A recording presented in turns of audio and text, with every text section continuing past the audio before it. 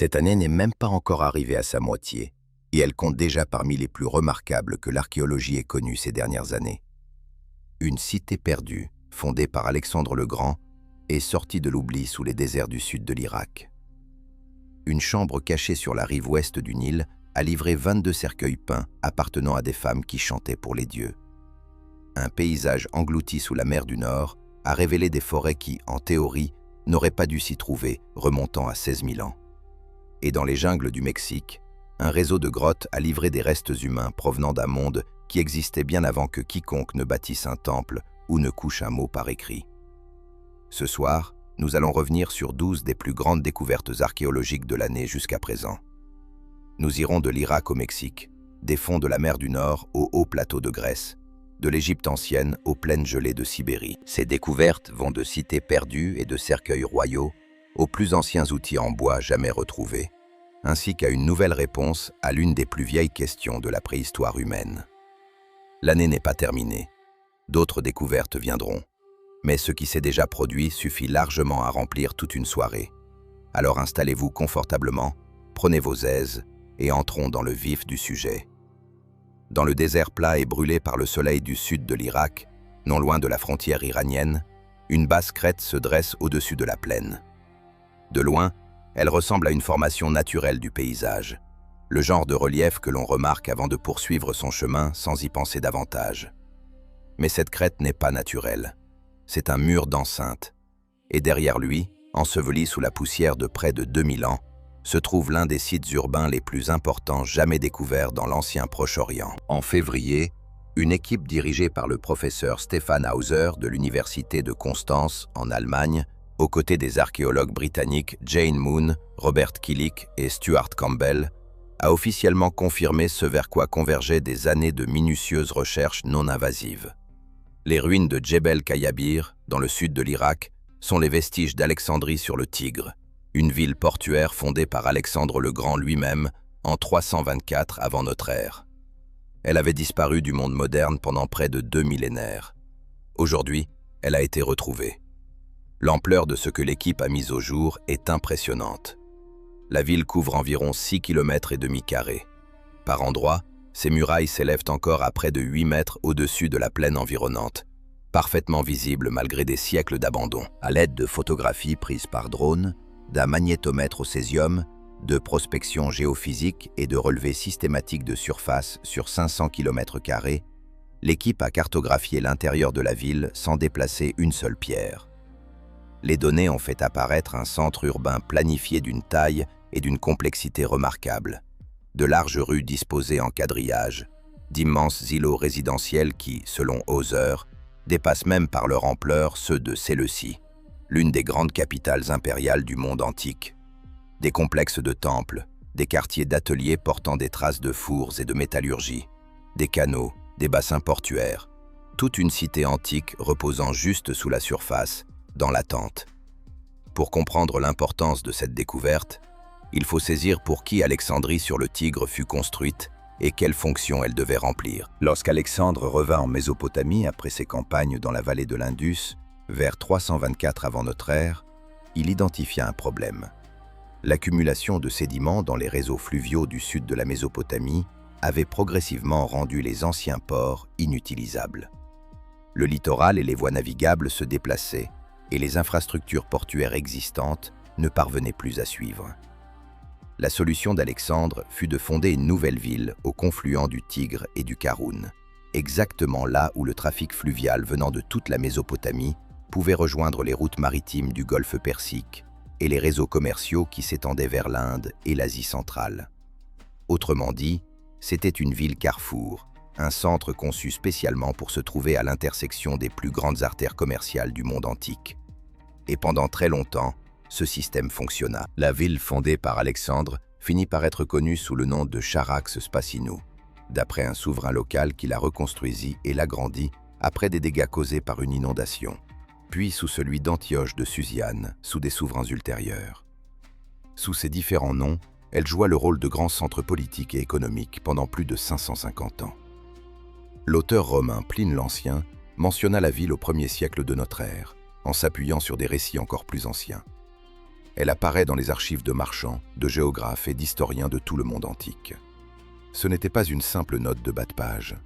Elle constituait l'un des nœuds centraux du réseau commercial reliant Rome, la Mésopotamie, la Perse et l'Inde. L'Empire arsacide, mieux connu sous le nom d'Empire parthe, qui contrôla une grande partie du Proche-Orient d'environ 250 avant notre ère à 226 de notre ère, utilisa la ville comme un centre provincial majeur.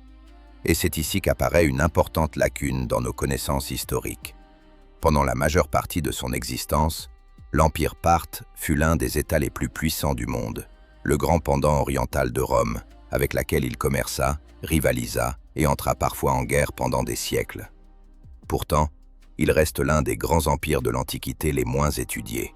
Comme Hauser lui-même l'a souligné, la période comprise entre la fin de l'écriture cunéiforme et l'avènement de l'islam a été reléguée au second plan par des disciplines universitaires qui se sont développées en portant leur attention ailleurs. Alexandrie sur le Tigre, en tant que capitale de l'une des provinces centrales de l'Empire arsacide, pourrait combler une part importante de cette lacune. Le déclin final de la ville ne fut pas causé par une conquête ou une catastrophe, mais par la géographie. Les cours d'eau du sud de la Mésopotamie changent de trajectoire au fil du temps, sous l'effet de l'accumulation des sédiments et des lents mouvements du terrain lui-même. Au IIIe siècle de notre ère, le Tigre s'était suffisamment déplacé vers l'ouest pour couper la ville de tout accès direct au chenal principal. Sans cette liaison, le port perdit sa fonction. Le trafic fluvial déclina. La base économique qui avait fait vivre la ville pendant des siècles s'affaiblit, et la majeure partie de sa population partit. À la fin de l'Antiquité, Alexandrie sur le Tigre s'était effacée de la mémoire du monde. Son rôle commercial passa à Bassora, qui devint le principal port de la région et conserva depuis lors une importance majeure. L'histoire moderne de la redécouverte du site commence dans les années 1960, lorsque le chercheur britannique John Huntsman examina des photographies aériennes de la Royal Air Force et remarqua quelque chose. Une vaste enceinte fortifiée, des traces d'habitat, les contours d'un site important, enfoui dans le paysage plat près de la frontière iranienne.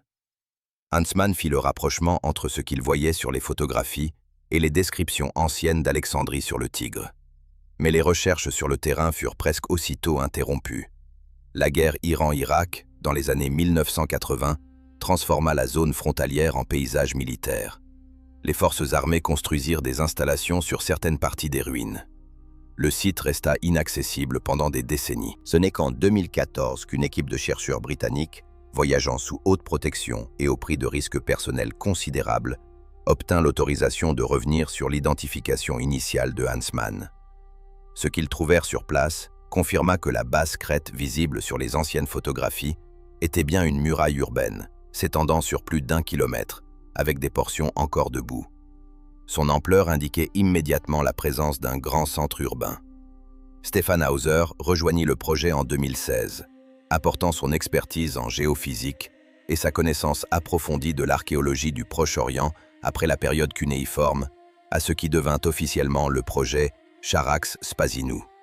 Pendant des années, alors que l'organisation État islamique contrôlait certaines parties du nord de l'Irak et que la situation sécuritaire générale restait difficile, l'équipe se limita à des recherches non invasives. Vol de drones, relevés au magnétomètre, collecte de surface. Le tout sous garde armée.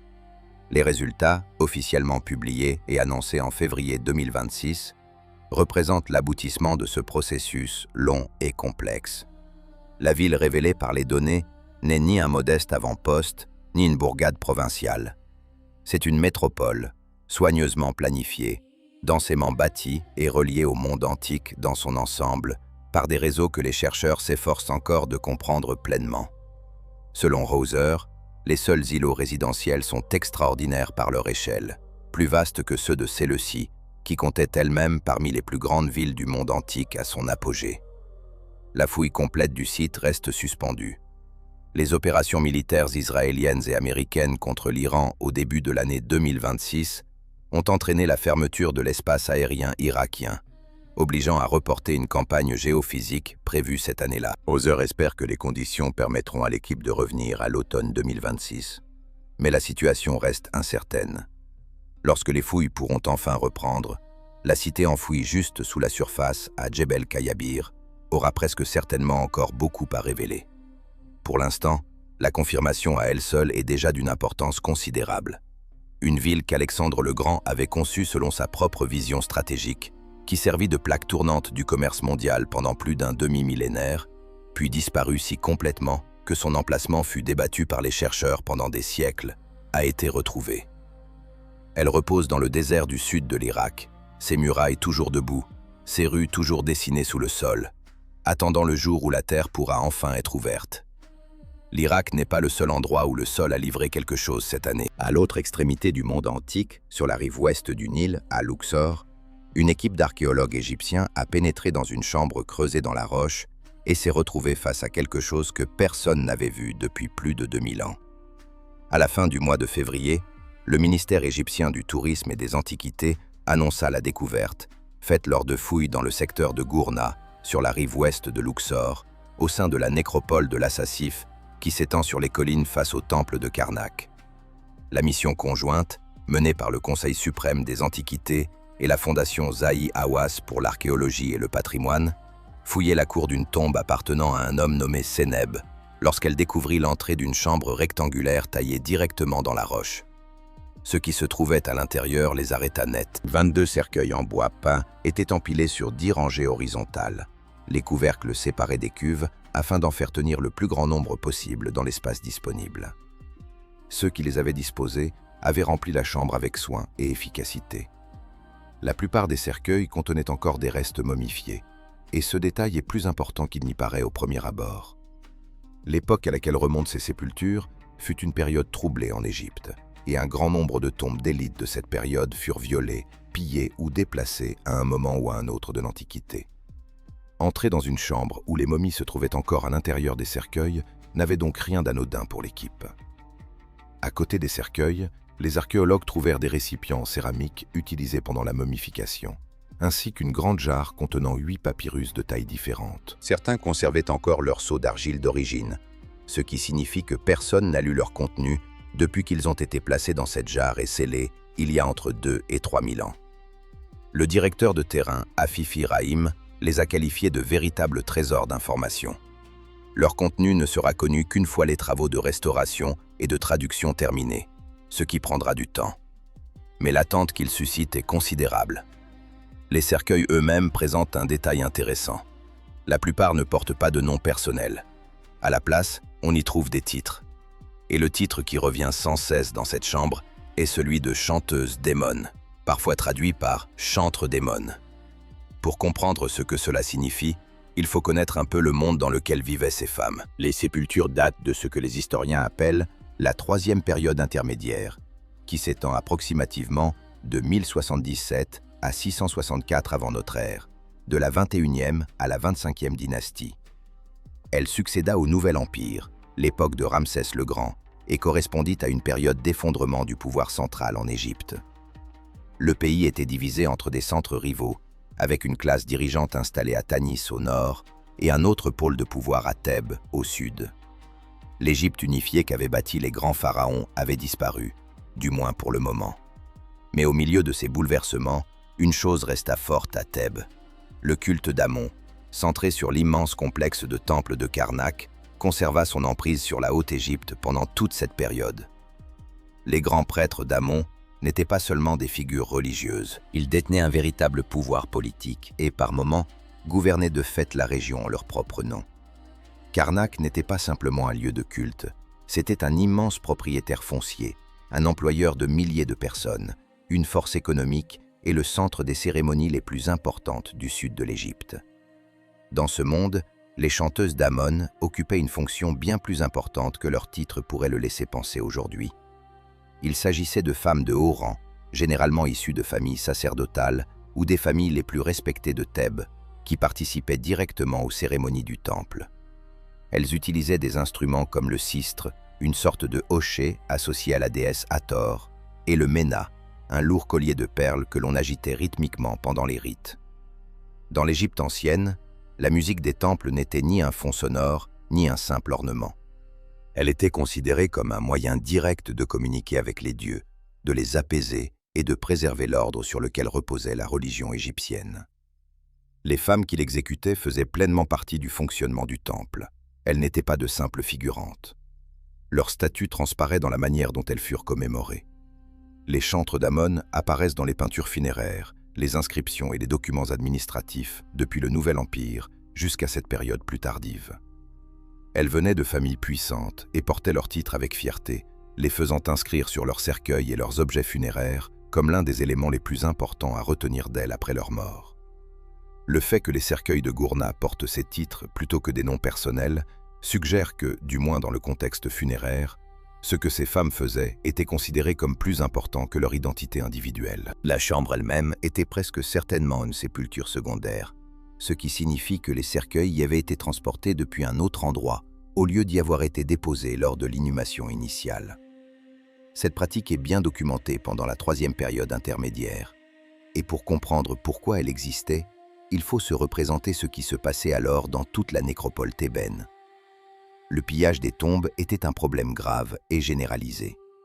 Des sépultures royales restées intactes pendant des siècles étaient forcées et dépouillées, et les prêtres chargés de la nécropole commencèrent à rassembler les momies les plus vulnérables pour les déplacer vers des lieux plus sûrs. L'exemple le plus célèbre est la cachette de Deir el-Bahari, découverte en 1881, qui contenait les momies de dizaines de pharaons du Nouvel Empire que des prêtres avaient discrètement rassemblées et dissimulées de nouveau des siècles après leurs inhumations d'origine.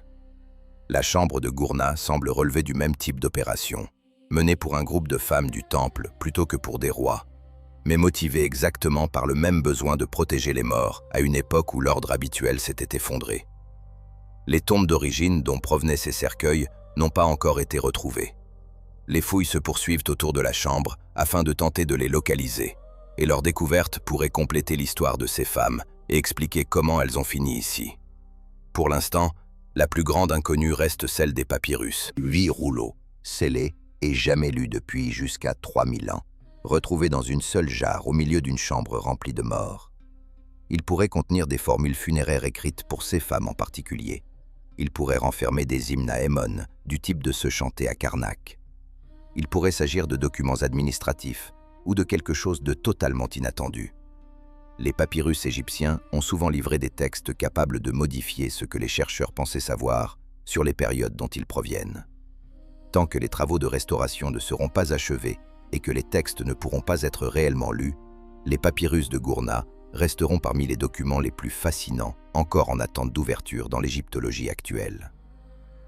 Pendant que les archéologues faisaient la une en Égypte et en Irak, une découverte d'un tout autre genre prenait forme dans un laboratoire universitaire en Angleterre. Aucun chantier de fouilles, aucune tranchée, aucun moment spectaculaire où une chambre s'ouvre. Seulement une équipe de scientifiques étudiant des données génétiques extraites de la vase au fond de la mer du Nord. Et une découverte qui a discrètement réécrit un chapitre important de la préhistoire européenne. En mars, une étude dirigée par le professeur Robin Alabi de l'université de Warwick a été publiée dans les Proceedings of the National Academy of Science. L'équipe complète réunissait des chercheurs de plusieurs institutions, parmi lesquels le professeur Vincent Gaffney de l'université de Bradford, l'un des plus grands spécialistes mondiaux des paysages préhistoriques submergés. Leur objet d'étude était le Doggerland, cette vaste étendue de terre qui reliait autrefois la Grande-Bretagne à l'Europe continentale à travers ce qui est aujourd'hui le sud de la mer du Nord. Et ce qu'ils y ont découvert n'était attendu par personne. La plupart des gens qui ont entendu parler du Doggerland en connaissent les grandes lignes.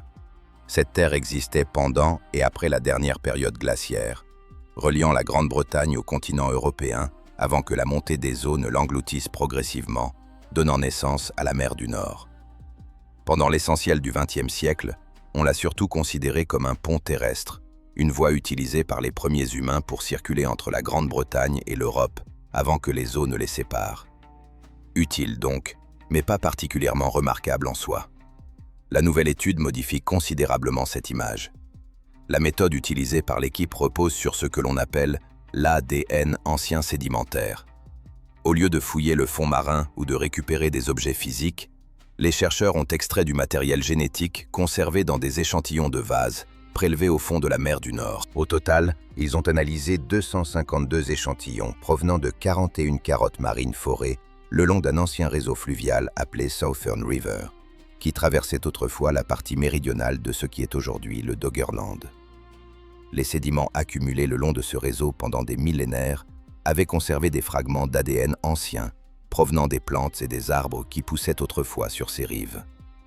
En étudiant ces fragments, l'équipe a pu reconstituer l'aspect du paysage depuis environ 16 000 ans, jusqu'à sa disparition définitive sous la mer. Ils ont découvert un paysage boisé.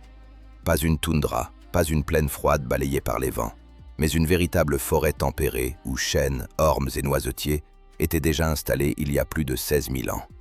C'est plusieurs milliers d'années plus tôt que ne le laissaient penser les archives polliniques britanniques pour la présence de tels arbres dans la région. Les chercheurs ont également identifié des tilleuls, une espèce qui préfère les conditions plus chaudes, apparaissant environ 2000 ans plus tôt que dans les archives de la Grande-Bretagne continentale. Puis vint la découverte la plus inattendue, de l'ADN appartenant au genre Pterocarya, un parent du noyer que l'on croyait disparu du nord-ouest de l'Europe depuis environ 400 000 ans. Il était pourtant présent dans les sédiments, apparemment maintenu dans des poches abritées du paysage bien après la date à laquelle il était censé avoir totalement disparu. Pour comprendre l'importance de tout cela, il faut savoir comment la communauté scientifique envisageait jusqu'ici l'Europe du Nord à la fin de la période glaciaire. Lorsque les glaciers commencèrent à reculer, il y a environ 20 000 ans, on s'attendrait logiquement à ce que les forêts aient mis très longtemps à recoloniser le paysage. Les arbres se propagent lentement. Les graines ne parcourent que des distances limitées. Selon cette logique, faire progresser une forêt de plusieurs centaines de kilomètres vers le nord, à travers un territoire en reconstruction, aurait dû prendre énormément de temps.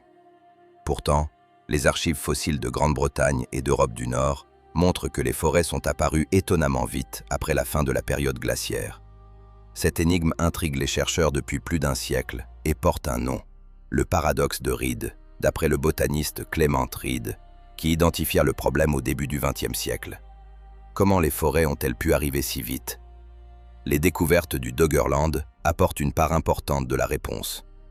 Si le Doggerland était déjà boisé il y a 16 000 ans, alors qu'une grande partie de la Grande-Bretagne et de l'Europe du Nord sortaient encore des conditions glaciaires, ces forêts n'avaient en réalité pas besoin de parcourir de grandes distances. À mesure que la glace reculait et que le climat se réchauffait, les arbres étaient déjà là, dans les vallées fluviales protégées et les basses terres du Doggerland, prêts à se répandre. Le paysage jouait le rôle de ce que les chercheurs appellent un refuge biologique, une poche protégée où les espèces survivaient aux conditions les plus rigoureuses avant de se diffuser lorsque l'environnement redevenait favorable. Ce n'est pas un détail secondaire. C'est une réponse directe à l'une des énigmes les plus anciennes de l'étude de la végétation européenne. Le Doggerland est connu comme concept depuis le début du XXe siècle. Son nom vient du Doggerbank, une zone peu profonde de la mer du Nord où des bateaux de pêche remontaient parfois dans leurs filets des objets surprenants. Des os de mammouth, des bois de cervidés. En 1931, un chalutier travaillant dans la zone remonta quelque chose de particulièrement remarquable. Un harpon barbelé en os, ensuite attribué à la culture maglémosienne, un peuple mésolithique présent en Europe du Nord à partir d'environ 10 300 ans avant aujourd'hui. Ce harpon, connu sous le nom de harpon de Colinda d'après le bateau qui le découvrit, devint l'une des preuves les plus célèbres que le fond aujourd'hui submergé de la mer du Nord avait autrefois abrité de véritables communautés humaines. La nouvelle étude enrichit considérablement cette image. Si le Doggerland était un paysage forestier riche en ressources il y a 16 000 ans, il n'était pas seulement un point de passage pour des humains en migration. C'était un territoire où des populations pouvaient vivre, chasser et établir des communautés pendant des milliers d'années avant l'arrivée de la mer. Les forêts pouvaient abriter sangliers, cerfs et autres animaux. Les rivières fournissaient du poisson. Les mêmes conditions écologiques qui soutenaient les cultures mésolithiques dans toute l'Europe du Nord existaient déjà au Doggerland bien avant leur apparition sur les terres aujourd'hui émergées de Grande-Bretagne ou de Scandinavie. Cela soulève directement une question concernant la relative pauvreté des traces archéologiques laissées par les premières communautés mésolithiques en Grande-Bretagne. Si les parties les plus riches et les plus habitables du paysage se trouvaient au Doggerland, et si celui-ci repose aujourd'hui sous environ 60 mètres d'eau, alors les preuves de ces premières communautés ont été englouties avec lui. Le tsunami de Storegga, provoqué par un immense glissement de terrain sous-marin au large de la Norvège, il y a environ 8150 ans, a longtemps été considéré comme le possible coup final porté à ce qui subsistait encore du Doggerland à cette époque. La nouvelle étude suggère que certaines parties du paysage ont survécu même à cet événement, quelques zones étant restées émergées jusqu'à environ 7000 ans avant aujourd'hui, soit plus tard que ne l'indiquaient la plupart des estimations précédentes. La technique d'analyse de l'ADN ancien sédimentaire utilisée ici est désormais appliquée à d'autres paysages préhistoriques submergés, notamment dans la mer Baltique et la mer Noire, deux régions dont l'environnement était très différent pendant la période glaciaire et qui ont peut-être abrité des communautés humaines aujourd'hui entièrement sous les eaux. L'étude du Doggerland a démontré que l'information génétique conservée dans les sédiments marins peut raconter en détail l'histoire de paysages autrement totalement inaccessibles. En pratique, c'est une manière de faire de l'archéologie sans pouvoir creuser. Des questions subsistent. L'étendue septentrionale du Doggerland reste mal connue, et l'on ignore si les conditions forestières observées au sud s'étendaient à toute la masse terrestre, ou si les zones du nord étaient plus ouvertes et proches de la toundra. Et les preuves directes de présence humaine dans le Doggerland lui-même restent extrêmement limitées, pour la raison évidente que les sites sont sous l'eau. Sans un investissement majeur dans des fouilles sous-marines, qui poseraient d'énormes difficultés pratiques et financières, ces communautés pourraient rester largement invisibles. Mais l'image du Doggerland produite par cette étude n'a plus grand-chose à voir avec le simple pont terrestre dénudé des anciens manuels. C'était un monde vivant, boisé et écologiquement riche, situé au cœur de l'Europe du Nord pendant des millénaires. Et les populations qui y vivaient commencent seulement aujourd'hui à recevoir l'attention qu'elles méritent. Toutes les découvertes évoquées jusqu'ici concernaient des choses matérielles, des villes, des cercueils, des forêts englouties, des éléments que l'on peut situer sur une carte. La suivante est différente. Il s'agit d'une étude qui reprend une question débattue depuis des décennies par la communauté scientifique et l'aborde sous un angle entièrement nouveau. Et la réponse obtenue n'est pas celle à laquelle la plupart des gens s'attendraient. En février, une équipe dirigée par la professeure Ariane Burke de l'Université de Montréal et responsable du groupe de recherche sur les dispersions des hominines a publié une étude dans Quaternary Science Reviews. Ses co-auteurs étaient Emma Pomeroy, Timothy Poiseau, Benjamin Albouy et Simon Piquin. La question qu'ils cherchaient à résoudre est l'une des plus anciennes de la préhistoire humaine. Pourquoi les Néandertaliens ont-ils disparu? Ce n'est pas une question nouvelle. Les chercheurs y travaillent depuis bien plus d'un siècle, et le débat a produit une longue liste de théories concurrentes, dont aucune n'a jamais pleinement rendu compte de toutes les données. Mais Burke et son équipe ont abordé le problème avec une méthode empruntée à un domaine totalement différent. Au lieu d'étudier les fossiles et les outils de pierre de la manière traditionnelle, ils ont adapté un type de modélisation généralement utilisé en biologie de la conservation pour comprendre comment les populations animales et végétales survivent ou s'effondrent lorsque leur habitat se fragmente. Ils l'ont ensuite appliqué aux données archéologiques et climatiques de la période appelée stade isotopique marin 3, soit environ 60 000 à 35 000 ans avant aujourd'hui. C'est la période pendant laquelle Néandertaliens et Homo sapiens partageaient l'Europe et où le temps commençait à manquer aux Néandertaliens. Avant d'examiner ce que le modèle a montré, il vaut la peine de rappeler depuis combien de temps les Néandertaliens étaient réellement présents. Ils avaient vécu en Europe et en Asie occidentale pendant environ 300 000 ans. Durant cette période, ils avaient traversé plusieurs glaciations et des variations climatiques bien plus extrêmes que celles rencontrées au moment de leur disparition. Ce n'était ni une espèce fragile, ni une espèce rudimentaire. Les recherches menées au cours des dernières décennies ont progressivement corrigé l'ancienne image de Néandertaliens réduits à de simples brutes, montrant qu'ils savaient fabriquer des outils complexes, utiliser des adhésifs pour fixer des éléments d'outils à des manches, appliquer des pigments sur leur corps ou sur des objets, et adopter des comportements qui ressemblent fortement à des pratiques symboliques. Ils enterraient leurs morts, ils prenaient soin de leurs blessés, et lorsque Homo sapiens arriva en Europe, les données génétiques montrent que les deux groupes ne se contentèrent pas de s'éviter. Ils se rencontrèrent, vécurent ensemble, et dans certains cas, eurent des enfants. Les humains modernes vivant hors d'Afrique portent aujourd'hui entre 1 et 4% d'ADN néandertalien, conséquence directe de ces rencontres survenues il y a des dizaines de milliers d'années. Ainsi, une espèce présente depuis 300 000 ans, technologiquement compétente, socialement complexe et se métissant activement avec les humains modernes nouvellement arrivés, disparaît tout simplement des archives fossiles il y a environ 40 000 ans. Les explications classiques n'ont jamais totalement résisté à l'examen. L'idée qu'Homo sapiens les aurait chassés jusqu'à l'extinction ne correspond ni à la chronologie, ni aux effectifs des populations concernées. Un simple effondrement climatique ne fonctionne pas davantage, car les Néandertaliens avaient déjà traversé des climats bien plus rudes sans disparaître.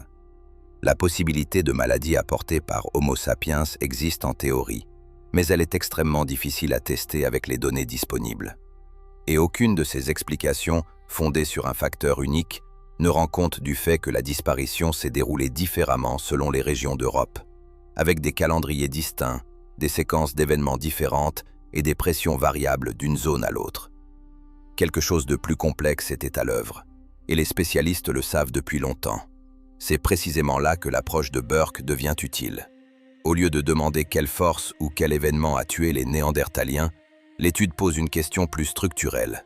À quoi ressemblait leur environnement pendant cette période? Comment leur habitat favorable était-il réparti à travers l'Europe? Dans quelle mesure les meilleures zones étaient-elles reliées entre elles? Et comment cette situation se comparait-elle à celle d'Homo sapiens au même moment? Les résultats furent frappants. Les régions offrant de bonnes conditions de vie à Homo sapiens étaient bien reliées à travers l'Europe et formaient un vaste réseau relativement cohérent d'ouest en est. Les zones adaptées aux Néandertaliens étaient davantage fragmentées, notamment entre l'Europe occidentale et orientale, où d'importantes discontinuités existaient dans la qualité et la connectivité des habitats. Très concrètement, cette différence avait de lourdes conséquences. Lorsqu'un groupe d'Homo sapiens subissait un hiver rigoureux, une épidémie ou une série de chasses infructueuses, d'autres groupes se trouvaient probablement à une distance accessible et pouvaient lui venir en aide. De nouveaux individus issus de communautés connectées apportaient une diversité génétique renouvelée, de nouvelles connaissances et des effectifs supplémentaires. Le réseau absorbait le choc et se reconstituait. Lorsque la même chose arrivait à un groupe néandertalien, surtout en Europe orientale, où la fragmentation de l'habitat était la plus forte, il pouvait tout simplement n'y avoir personne d'assez proche pour aider.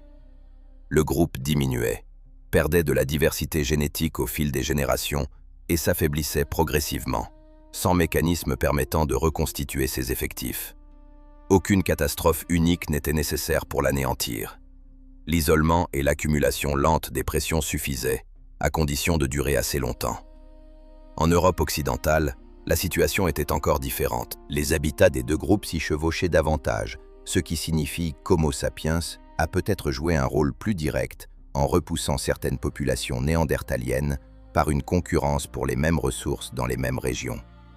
Nourriture, abri, territoire.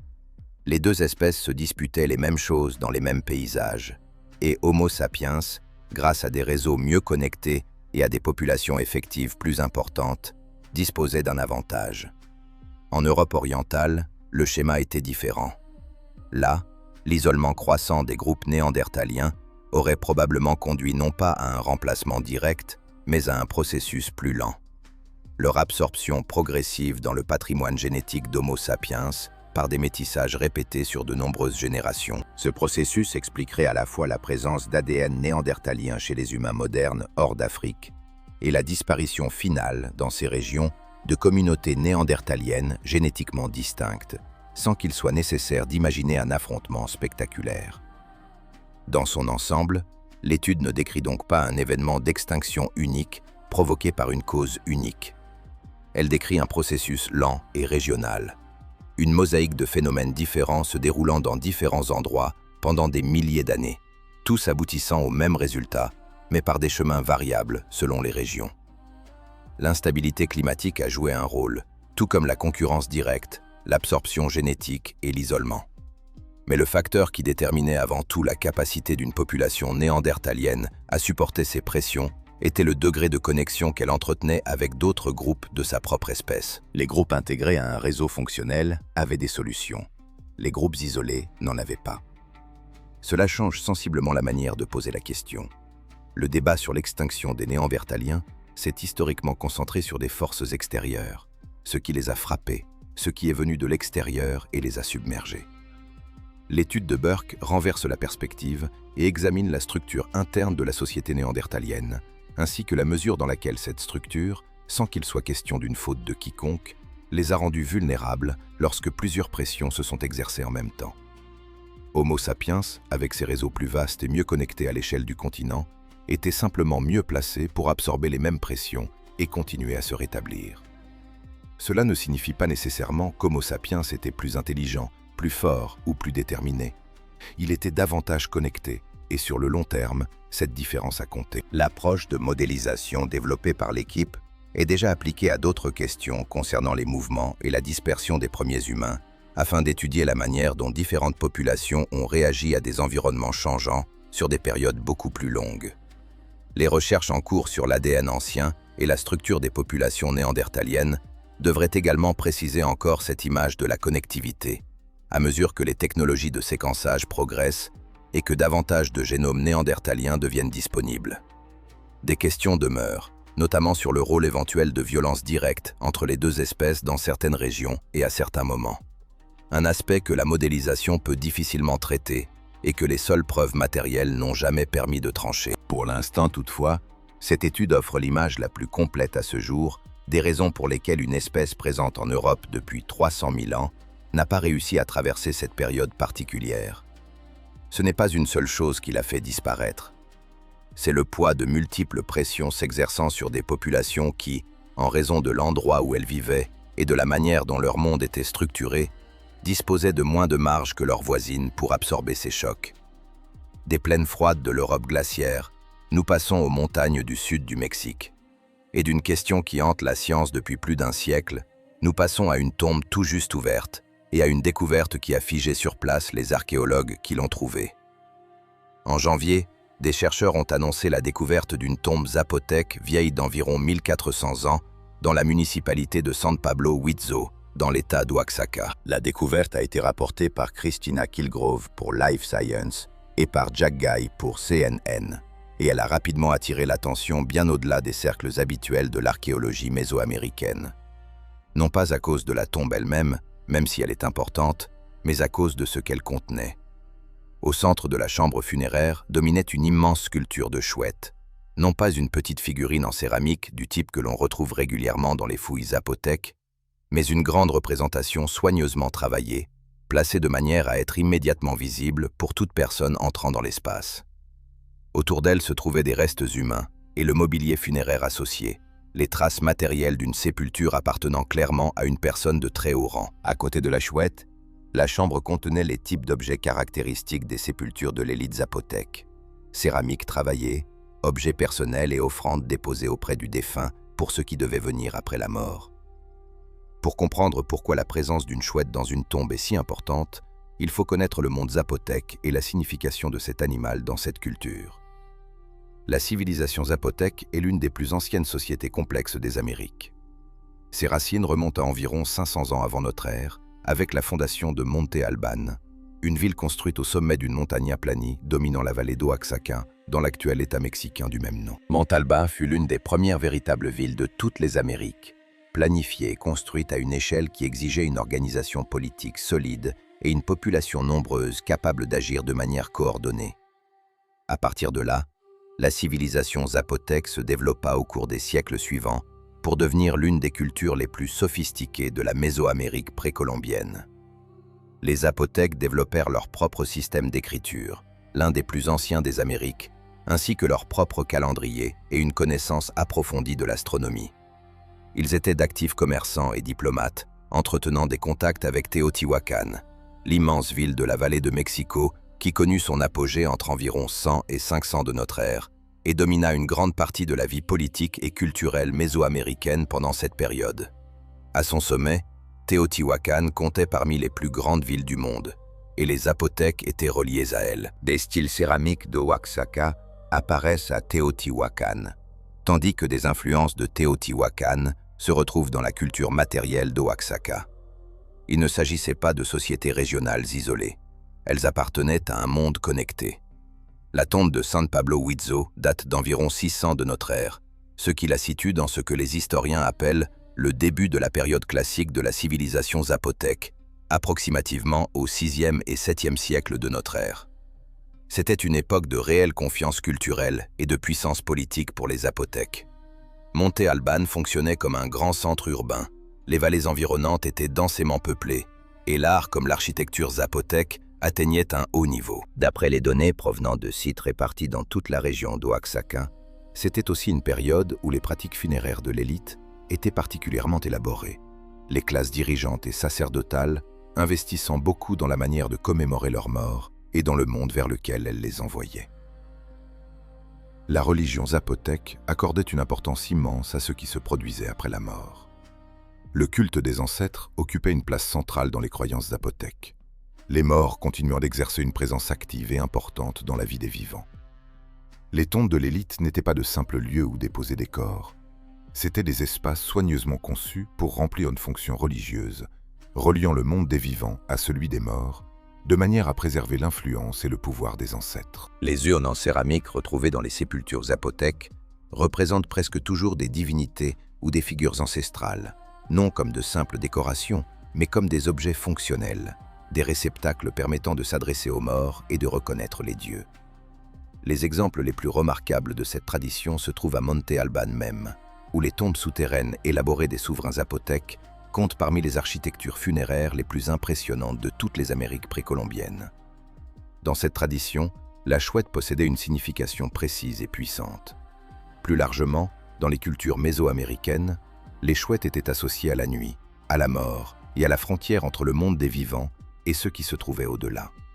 Elles étaient des messagères, des gardiennes et des symboles de la puissance qui résidait dans l'obscurité et l'invisible. Dans les croyances zapotèques en particulier, la chouette était étroitement liée au monde souterrain et aux forces qui gouvernaient la mort et l'au-delà. Trouver une chouette de cette taille, placée délibérément au centre d'une chambre funéraire, n'a rien d'une coïncidence ou d'un simple choix artistique. C'est une déclaration sur l'identité de la personne enterrée et sur la relation qu'on lui attribuait avec les forces de la mort et de l'au-delà. La taille et la qualité de la sculpture sont précisément ce qui distingue cette découverte, même au sein de la tradition bien documentée de l'art funéraire zapotèque. Les tombes de l'élite zapotèque sont connues pour contenir des objets impressionnants. Mais les dimensions mêmes de la chouette de San Pablo Huitzo indiquent un individu d'un statut considérable, dont la sépulture justifiait un investissement et un niveau de savoir-faire dépassant ce que recevaient la plupart des membres de l'élite. L'identité exacte de cette personne n'a pas encore été établie. L'analyse des restes humains et du mobilier funéraire se poursuit, et les chercheurs cherchent à reconstituer l'identité, l'âge, le sexe et le rôle de cet individu dans la société zapotèque. Ce travail demande du temps, et ses résultats enrichiront considérablement une découverte déjà remarquable. San Pablo Huitzo lui-même ne compte pas parmi les sites zapotèques les plus célèbres. Il se trouve dans la vaste région d'Oaxaca, qui a livré d'importantes découvertes depuis des décennies. Mais il n'a pas fait l'objet de fouilles aussi soutenues que Monte Alban ou certains autres grands centres. La découverte d'une tombe de cette qualité rappelle que la vallée d'Oaxaca et ses environs renferment encore beaucoup de choses inconnues.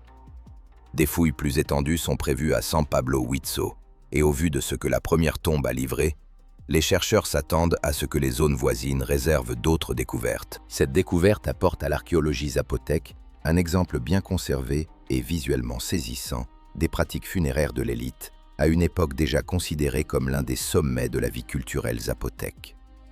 La sculpture de la chouette, en particulier, alimente les recherches sur la manière dont les zapotèques utilisaient les images liées à la mort dans le cadre du pouvoir politique et religieux, et sur la façon dont les symboles associés au monde souterrain et à l'au-delà étaient employés par l'élite pour exprimer le statut, l'autorité et une relation privilégiée avec les forces gouvernant la vie et la mort. Dans des cultures où la frontière entre les vivants et les morts n'était pas un mur, mais un seuil perméable, être enterré avec une immense chouette n'était pas seulement un acte religieux. C'était une affirmation de ce que l'on était et de la place que l'on occupait dans l'ordre du monde. La tombe de San Pablo Huitzo est l'une des découvertes mésoaméricaines les plus spectaculaires visuellement de l'année. L'analyse de son contenu n'en est qu'à ses débuts, et l'histoire complète de la personne qui y fut enterrée reste à raconter. Mais ce qui est déjà sorti de cette chambre suffit à en faire l'une des découvertes majeures de 2026 jusqu'à présent. Pour la prochaine découverte, nous restons au Mexique. Mais nous avançons d'environ 800 ans dans le temps, quittant le monde zapotèque d'Oaxaca pour pour le cœur du plus puissant empire de l'Amérique du Nord précolombienne. Et d'une tombe dans les montagnes, nous passons au centre d'une ville qui abritait autrefois des centaines de milliers d'habitants et repose aujourd'hui sous les rues de Mexico. À la fin de février, Heritage Daily a rapporté une découverte majeure au Templo Mayor, la grande pyramide cérémonielle qui se dressait au cœur de Tenochtitlan, la capitale aztèque. Les fouilles du site avaient mis au jour 3 coffres de pierre contenant une remarquable collection d'objets. Plus de 80 figurines en pierre verte de style Mescala, accompagnées d'environ 4000 spécimens marins, de coraux, de coquillages et d'autres matières provenant de la mer, tous réunis dans ce que les chercheurs ont identifié comme une seule offrande rituelle délibérée.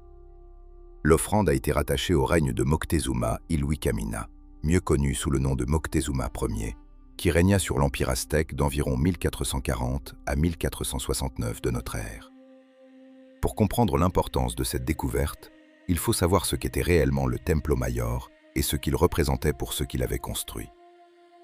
Tenochtitlan fut fondé en 1325 sur une petite île au milieu du lac Texcoco, dans la haute vallée du centre du Mexique. Au cours des 2 siècles suivants, par les conquêtes militaires, les alliances politiques et une extraordinaire capacité d'organisation, les Aztèques transformèrent cette implantation insulaire en l'une des plus grandes villes du monde.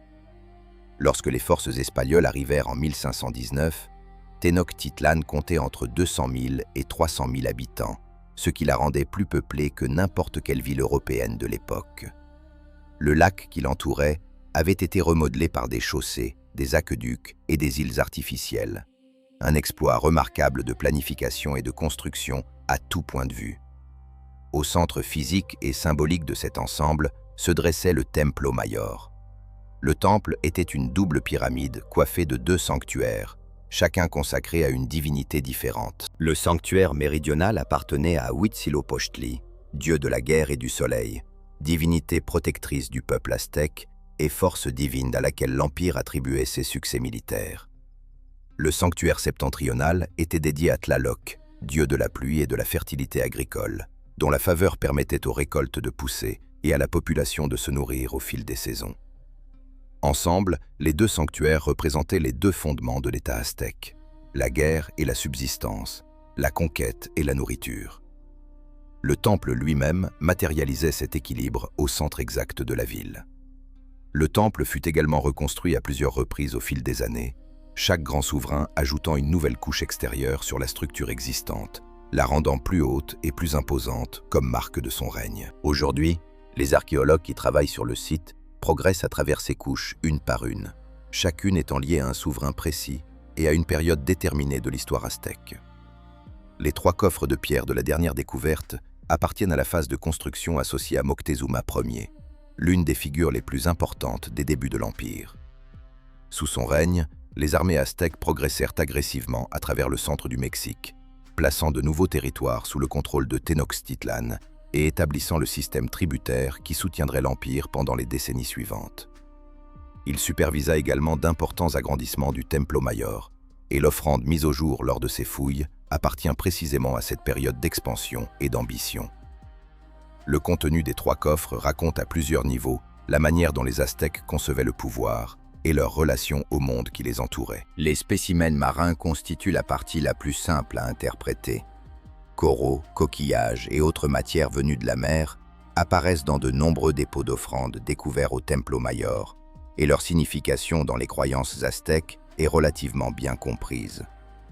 Dans la cosmologie aztèque, l'océan représentait la limite du monde connu, le lieu où la création avait commencé et où les forces de fertilité et d'abondance trouvaient leur origine. Apporter des matières venues de la mer jusqu'au centre de la ville et les déposer dans la structure la plus sacrée de l'Empire revenait à attirer cette puissance cosmique vers l'intérieur et à relier Tenochtitlan aux confins du monde. Réunir 4000 spécimens marins dans une seule offrande représente un investissement considérable dans cette idée et indique un acte rituel planifié au plus haut niveau. Les figurines en pierre verte sont encore plus intéressantes et, à certains égards, plus révélatrices de la manière dont l'État aztèque se concevait lui-même et envisageait sa place dans l'histoire. La culture Mescala prospéra dans l'actuel État de Guerrero, au sud-ouest du Mexique, entre environ 2500 ans avant la période aztèque. Elle produisait un style caractéristique de figurines en pierre aux formes humaines abstraites et aux traits du visage simplifiés, habilement sculptés dans la pierre verte. À l'époque où les Aztèques construisaient leur empire, la culture Mezcala avait disparu depuis des siècles. Ces objets n'étaient pas contemporains. C'étaient des antiquités venues d'un monde disparu depuis longtemps, et les Aztèques les recherchaient délibérément. Cette pratique consistant à recueillir des objets anciens, provenant de cultures antérieures, et à les déposer comme offrandes sacrées dans le Templo Mayor, est attestée à de nombreuses phases de fouilles du site. Figurines Olmec, objets liés à Teotihuacan, matériaux provenant de civilisations qui avaient prospéré puis disparu bien avant l'existence de l'État aztèque. Tout cela apparaît dans les couches d'offrandes sous le temple. Les chercheurs étudient depuis des années ce que cette habitude révèle de la pensée aztèque. L'interprétation la plus largement acceptée veut que ces objets anciens aient été perçus comme des réceptacles d'une puissance sacrée, accumulés au fil de siècles d'usage et de vénération par les cultures qui les avaient créés. En les rassemblant à travers toute la Mésoamérique et en les plaçant au cœur de leurs propres pratiques religieuses, les Aztèques revendiquaient en quelque sorte cette puissance accumulée, reliant leur empire à l'histoire profonde de la région et présentant Tenochtitlan comme l'héritière légitime de tout ce qui l'avait précédé dans le monde ancien. La découverte de plus de 80 figurines Mezcala réunies dans un seul dépôt, directement liées à Moctezuma Ier, constitue la plus grande concentration de ce type de matériel jamais retrouvé dans un contexte unique au Templo Mayor. Elle témoigne d'une action organisée et intentionnelle au niveau de la cour impériale. Un acte rituel qui exigeait d'identifier, de rassembler et de transporter une importante collection d'objets anciens, puis de les déposer avec des milliers de spécimens marins au sein de la structure la plus sacrée de l'Empire. Quel que soit le message adressé aux dieux par cet acte, quelqu'un à Tenochtitlan le jugeait assez important pour déployer des efforts considérables afin de le transmettre.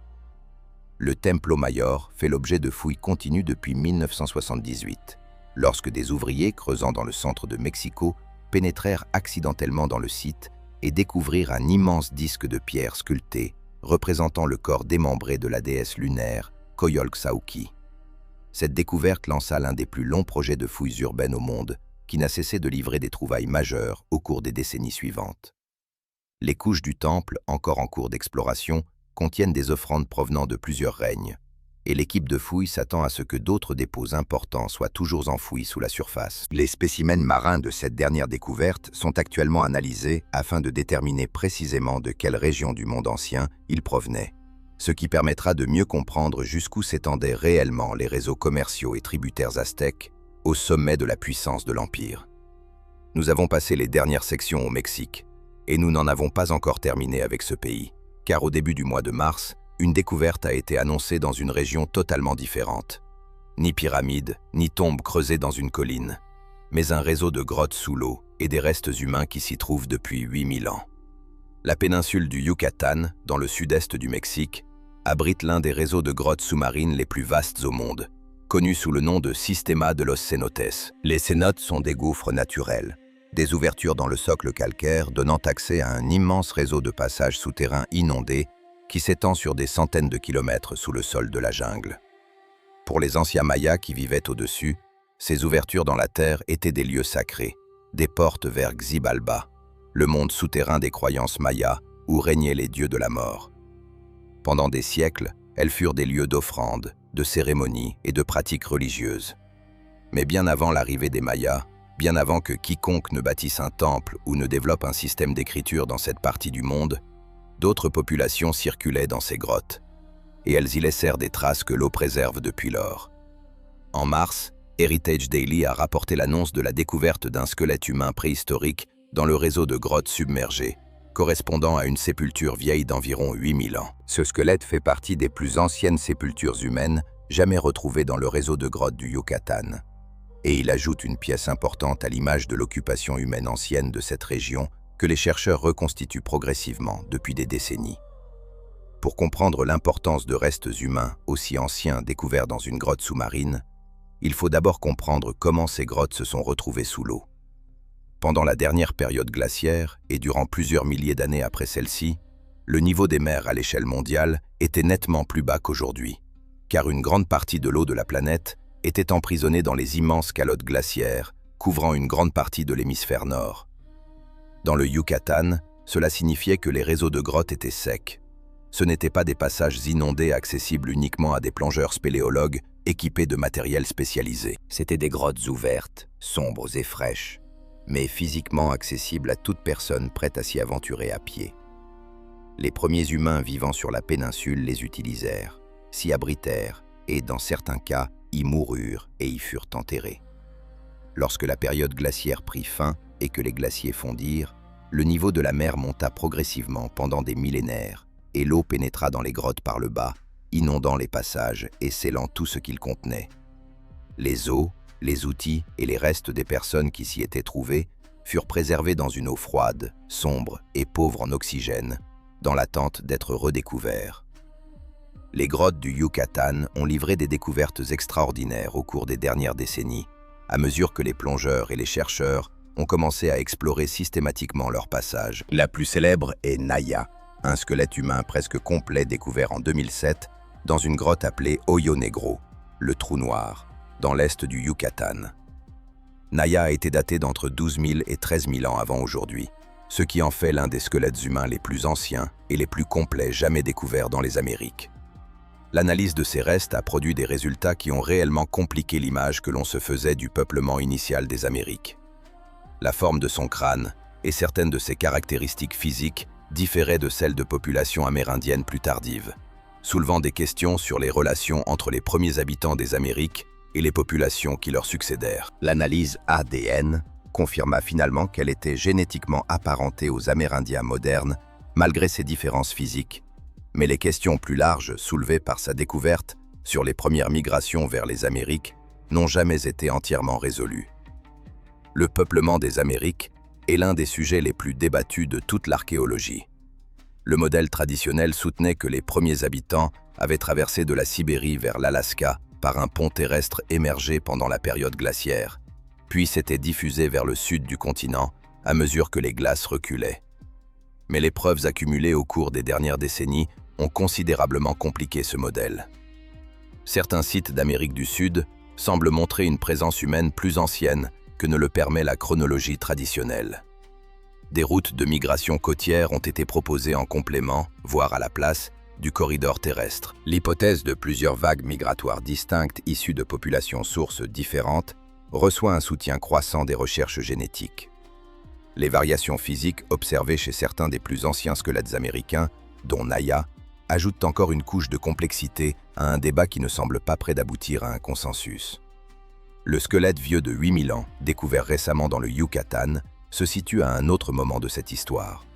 Il y a 8000 ans, nous sommes au début de l'Holocène, après la fin de la période glaciaire et après les grandes extinctions de mégafaune qui ont transformé les Amériques à la fin du Pléistocène, mais encore plusieurs milliers d'années avant l'apparition des premiers établissements mayas dans la péninsule du Yucatan. La personne dont les restes ont été découverts dans cette grotte vivait dans un monde sans agriculture, sans ville et sans la complexité culturelle qui donnerait un jour naissance à la civilisation maya au-dessus de ce même territoire. Ces populations étaient des chasseurs-cueilleurs, évoluant dans un paysage très différent de la jungle qui couvre aujourd'hui la péninsule, chassant des animaux, récoltant des plantes et vivant dans un monde qui n'a laissé presque aucune trace écrite. La découverte de ces restes dans le réseau de grottes ajoute un nouvel élément au corpus encore limité, mais croissant de connaissances sur les populations qui vivaient dans cette partie de la Mésoamérique à une époque très reculée. Chaque squelette retrouvé dans les grottes du Yucatan représente une personne qui a parcouru ces passages lorsqu'ils étaient encore secs et dont la vie et la mort peuvent renseigner les chercheurs sur les populations ayant précédé les cultures mieux connues de la région. Les grottes sont devenues une ressource archéologique de plus en plus importante, précisément parce qu'elles préservent remarquablement bien les matières organiques qui se seraient décomposées depuis longtemps partout ailleurs. Les os survivent dans ces conditions, alors qu'ils ne se conserveraient pas dans la jungle en surface. L'analyse ADN du squelette nouvellement découvert est en cours. Ces résultats devraient susciter un grand intérêt chez les chercheurs qui étudient l'histoire des premières populations américaines, car chaque nouveau génome ancien provenant de cette période et de cette région apporte des données à une image encore incomplète. Selon ce que révélera l'ADN, cet individu pourrait apporter de nouveaux éléments au débat sur les voies migratoires, les relations entre populations et la diversité génétique des premières communautés mésoaméricaines. Les campagnes de plongée spéléologique menées dans le réseau du Yucatan continuent également à localiser de nouveaux restes et objets dans les parties les plus profondes et les moins explorées du système. Et les chercheurs qui travaillent dans ce domaine s'attendent à ce que les grottes livrent encore beaucoup de découvertes avant que toute leur histoire ne soit connue. Au-dessus de la ligne d'eau, la jungle pousse et les ruines des grandes cités mayas attirent des visiteurs du monde entier.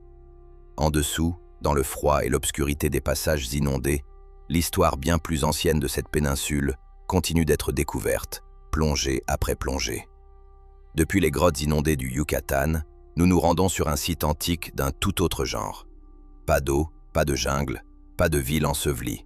Seulement un versant découvert dans le sud de la Grèce et une découverte qui repousse de plus de 100 000 ans l'histoire des capacités humaines. En janvier, des chercheurs ont annoncé une découverte réalisée sur le site de Maratouza 1, dans la région centrale du Péloponnèse, en Grèce.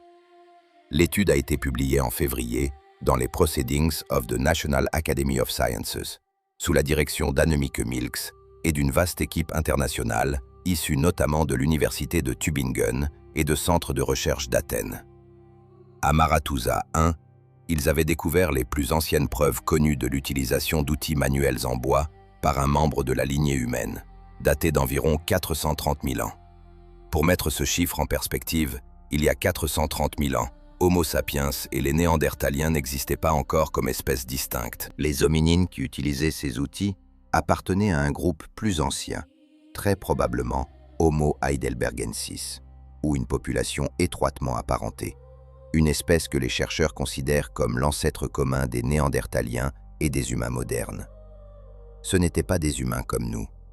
Et pourtant, sur un versant grec, il y a près d'un demi-million d'années, ils sélectionnaient des morceaux de bois, les façonnaient et les utilisaient comme outils d'une manière qui a laissé des traces qu'une équipe de recherche peut encore identifier et dater des centaines de milliers d'années plus tard. Cette découverte est si importante en partie parce que ce genre de preuve survit extrêmement rarement. Les matières organiques se décomposent.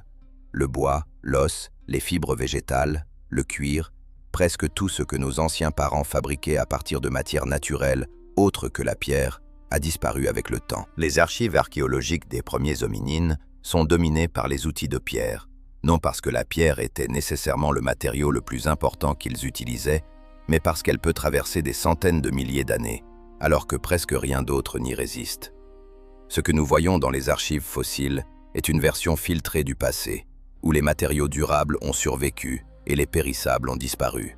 Les outils en bois ne survivent presque jamais, ce qui signifie que chaque fois qu'on en retrouve, ils nous montrent quelque chose que les seules archives lithiques ne peuvent pas révéler. Avant Maratouza 1, les plus anciens outils en bois jamais découverts étaient les lances de Schöningen, un ensemble d'armes en bois destinées au lancer et à l'estoc, découvertes dans une mine de lignite du nord de l'Allemagne dans les années 1990 et datées d'environ 300 000 ans. Lors de leur découverte, les lances de Schöningen constituaient déjà une avancée majeure, démontrant clairement que les hominines de cette époque fabriquaient des armes de chasse en bois soigneusement conçues, avec des hampes façonnées et des formes équilibrées. Elles ont transformé la manière dont les chercheurs envisageaient les capacités des premiers hominines et repoussé considérablement les premières preuves de l'utilisation du bois comme matériau d'outils. Maratouza 1 repousse désormais cette preuve de 100 000 ans supplémentaires. Le site lui-même est étudié depuis plusieurs années et a déjà livré un solide ensemble de traces d'activité des hominines datant du Pléistocène moyen, vaste période géologique allant approximativement de 780 000 à 126 000 ans avant aujourd'hui. Ce qui rend le site particulièrement remarquable est le contexte dans lequel les preuves d'outils en bois ont été découvertes. Les outils sont associés aux restes découpés d'éléphants à défense droite, connus scientifiquement sous le nom de Palaeoloxodon antiquus, l'un des plus grands animaux terrestres d'Europe à cette époque. Ce n'étaient pas de petits animaux. Les éléphants à défense droite étaient plus grands que les éléphants d'Afrique actuels, avec des défenses pouvant dépasser 4 mètres de longueur. S'occuper d'un animal de cette taille, que ce soit en le chassant ou en exploitant une carcasse trouvée, n'avait rien d'accidentel. Le lien entre les outils en bois et les restes d'éléphants soulève encore des questions. Les hominines de Maratouza 1 chassaient-ils activement ces animaux ou trouvaient-ils des carcasses qu'ils dépeçaient ensuite? Ces deux possibilités ont été proposées pour des sites comparables ailleurs en Europe, et aucune n'a été écartée ici. Mais dans les deux cas, la présence d'outils en bois dans ce contexte nous apprend quelque chose d'important. Que ces outils aient servi pendant la chasse elle-même ou lors du dépeçage de la carcasse, leur utilisation exigeait de la planification. Choisir un morceau de bois, le façonner pour le rendre utile, puis l'employer pour une tâche précise n'est ni simple ni automatique. Cela suppose de pouvoir se représenter ce dont on a besoin avant de l'avoir et d'enchaîner les étapes nécessaires pour y parvenir. Les anciens modèles du comportement des premiers hominines accordaient rarement ce type d'anticipation à des espèces aussi anciennes. L'étude de la cognition des premiers hominines a beaucoup évolué au cours des dernières décennies et toujours dans la même direction. Découverte après découverte, les dates de comportement autrefois considérées comme beaucoup plus récents sont repoussées. L'usage maîtrisé du feu est attesté sur des sites vieux de plus de 400 000 ans. Les preuves d'utilisation de pigments et de possibles comportements symboliques apparaissent elles aussi de plus en plus tôt. Les lances de Schöningen avaient montré que des armes complexes en bois étaient fabriquées il y a 300 000 ans. Chacune de ces découvertes a repoussé plus loin dans le passé l'image des capacités humaines anciennes, et Marathusa constitue l'exemple le plus récent et l'un des plus saisissants de cette tendance. Ce que cette découverte modifie le plus directement, c'est la chronologie de l'utilisation délibérée du bois comme matériau principal pour les outils. Avant cette découverte, les données suggéraient qu'un travail sophistiqué du bois s'était établi il y a environ 300 000 ans, à peu près au moment où les Néandertaliens commençaient à émerger comme groupe distinct. L'épreuve de Marathusa repousse cette capacité à une époque où l'ancêtre commun des Néandertaliens et des humains modernes existait encore, ce qui suggère que cette aptitude à concevoir et fabriquer de tels objets a été héritée par les deux groupes plutôt que développée séparément par chacun d'eux. Cela a des conséquences non seulement pour notre compréhension d'Homo heidelbergensis, mais aussi pour les racines profondes des compétences que les Néandertaliens et les humains modernes exprimeraient plus tard de manière très différente. C'est aussi un rappel de l'immense part du passé qui nous échappe encore. Si des outils en bois étaient fabriqués et utilisés il y a 430 000 ans, cette pratique remonte presque certainement encore plus loin. Les preuves de Marathusa ont survécu grâce à des conditions particulières du site qui ont permis aux matières organiques de se conserver assez longtemps pour être découvertes et datées. Combien d'autres épisodes de travail du bois et de fabrication d'outils par les premiers hominines ont disparu sans laisser la moindre trace? Nous ne pouvons pas le savoir. Ce que l'on peut dire, c'est que chaque fois que les conditions permettent aux matières organiques de survivre, les découvertes révèlent généralement un passé plus riche et des capacités plus développées que les seules archives de pierre ne le laisseraient penser. De nouvelles fouilles sont prévues à Marathusa, l'équipe cherchant à mieux comprendre ce qui s'y passait et la place des outils en bois dans l'ensemble des activités du site. Le Péloponnèse est de plus en plus reconnu comme une région riche en restes et objets d'hominines du Pléistocène moyen, et Marathusa est la dernière d'une série de découvertes régionales ayant attiré une véritable attention internationale. Il apparaît ainsi que l'histoire humaine ancienne de la Grèce remonte bien plus loin que la plupart des gens ne l'imaginent. La plupart des découvertes évoquées jusqu'ici concernent des choses que l'on peut voir et toucher.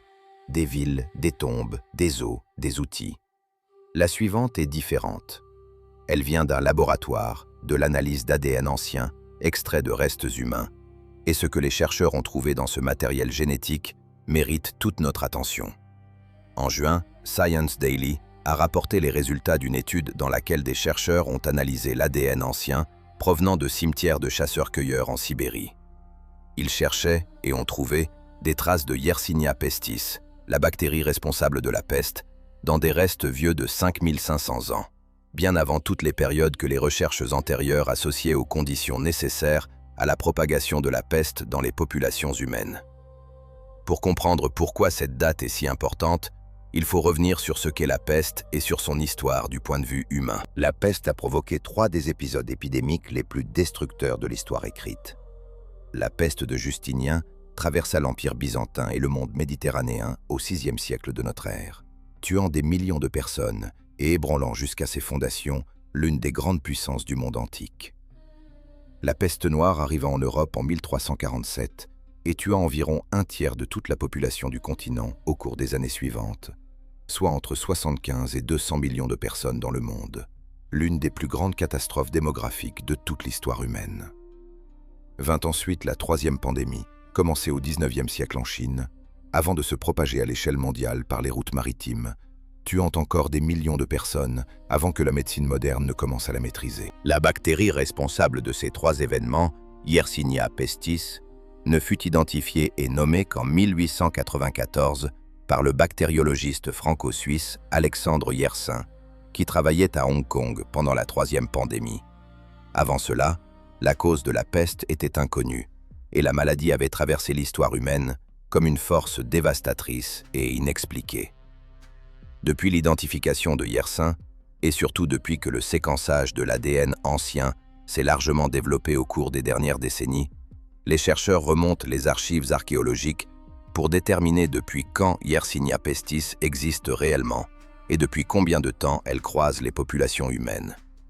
Des études antérieures avaient déjà repoussé la présence de la bactérie dans des restes humains jusqu'à l'âge du bronze, soit environ 5000 ans dans certains cas, ce qui constituait déjà une surprise. L'âge du bronze fut une époque de croissance urbaine, d'expansion des échanges et d'augmentation de la densité des établissements humains, des conditions que la plupart des chercheurs considéraient comme nécessaires pour que la peste puisse s'installer et se propager efficacement.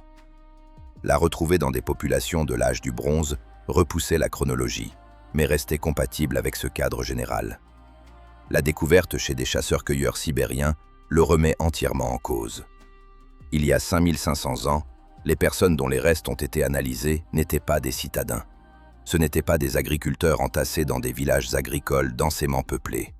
C'étaient des chasseurs-cueilleurs, vivant en petits groupes dispersés dans le paysage sibérien, se déplaçant au rythme des saisons et des animaux dont ils dépendaient. Tout ce que l'on pensait jusque-là nécessaire à l'installation de la peste, la promiscuité, les rats, les réserves de céréales, les communautés urbaines serrées, étaient absents. Et pourtant, Yersinia pestis était là. Les chercheurs ne comprennent pas encore pleinement comment la maladie circulait dans une population de chasseurs-cueilleurs, ni à quoi elle ressemblait dans ce contexte. L'image classique de la peste, sous sa forme bubonique, transmise par les piqûres de puces de rats infectés, à des personnes vivant les unes sur les autres dans des espaces exigus, ne s'applique probablement pas ici. La bactérie a peut-être circulé par des voies totalement différentes et provoqué un autre schéma de maladie chez des populations dont le mode de vie n'avait rien à voir avec celui des habitants des villes médiévales européennes. Comprendre ce mécanisme sera l'une des grandes questions des recherches à venir. Ce que cette découverte montre clairement, en revanche, c'est que la relation entre les humains et Yersinia pestis est bien plus ancienne et complexe que ne le suggéraient les sources historiques. Les trois grandes pandémies de peste qui ravagèrent les civilisations historiques ne furent pas le début de l'histoire.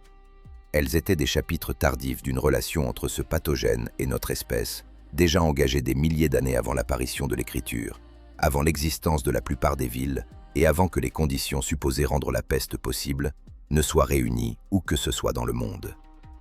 Cela soulève une question difficile à résoudre, mais qui mérite d'être posée. Si la peste était présente dans des populations humaines il y a 5500 ans, quels effets avait-elle sur elles? Les pandémies historiques sont suffisamment documentées pour que les chercheurs puissent estimer le nombre de morts et retracer leur diffusion. La préhistoire ne laisse aucune archive de ce genre. Mais les données génétiques et archéologiques du néolithique et du début de l'âge du bronze portent les traces d'effondrements démographiques spectaculaires dans plusieurs régions d'Europe et d'Asie. Des épisodes où la signature génétique de groupes régionaux entiers semble disparaître ou être remplacée sur une période relativement courte. La maladie a été proposée comme l'une des causes possibles, aux côtés du changement climatique, des migrations et des conflits. La nouvelle chronologie de Yersinia pestis donne davantage de poids à cette hypothèse, et les chercheurs recherchent désormais activement des traces de la bactérie dans des sépultures provenant de régions et de périodes où ce type de rupture démographique a déjà été documenté. Le domaine plus large de l'étude des pathogènes anciens s'est développé rapidement au cours de la dernière décennie, grâce au progrès des technologies de séquençage et à la baisse de leurs coûts. Les chercheurs peuvent désormais rechercher toute une gamme d'agents pathogènes dans des restes humains anciens. Et leur découverte repousse sans cesse dans le passé les premières expositions humaines à des maladies que l'on pensait relativement récentes. Yersinia pestis est l'exemple le plus spectaculaire à ce jour, mais il est peu probable que ce soit le dernier. Les recherches menées dans les sites funéraires préhistoriques du monde entier devrait révéler d'autres preuves anciennes de la bactérie. Et les équipes concernées la recherchent désormais dans des populations plus anciennes et dans des régions plus variées que celles étudiées jusqu'ici. L'image des maladies dans le monde ancien est en train d'être redessinée, et ce qui apparaît est nettement plus sombre et plus complexe que ce que nous pensions auparavant. La section précédente nous obligeait à repenser ce que nous savions des maladies dans le monde ancien. Celle-ci nous demande de reconsidérer quelque chose d'encore plus fondamental. Les lieux où vivaient réellement les premiers humains et les types d'environnements dans lesquels ils étaient capables de survivre.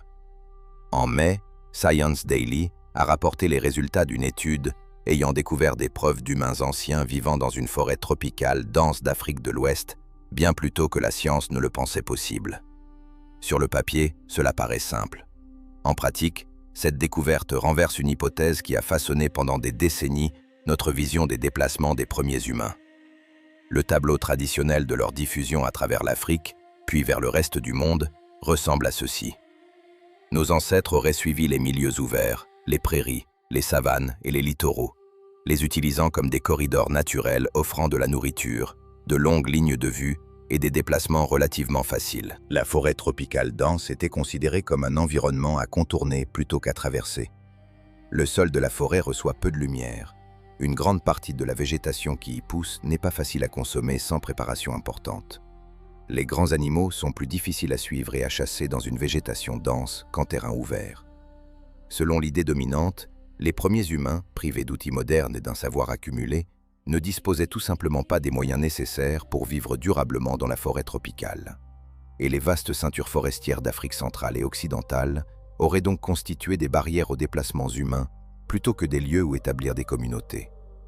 Cette vision est remise en cause depuis quelque temps. Au cours de la dernière décennie, les preuves d'une présence humaine ancienne dans les forêts tropicales d'Asie du Sud et du Sud-Est se sont multipliées, notamment sur des sites du Sri Lanka et de Bornéo, repoussant de plusieurs dizaines de milliers d'années les premières dates d'occupation de ces milieux.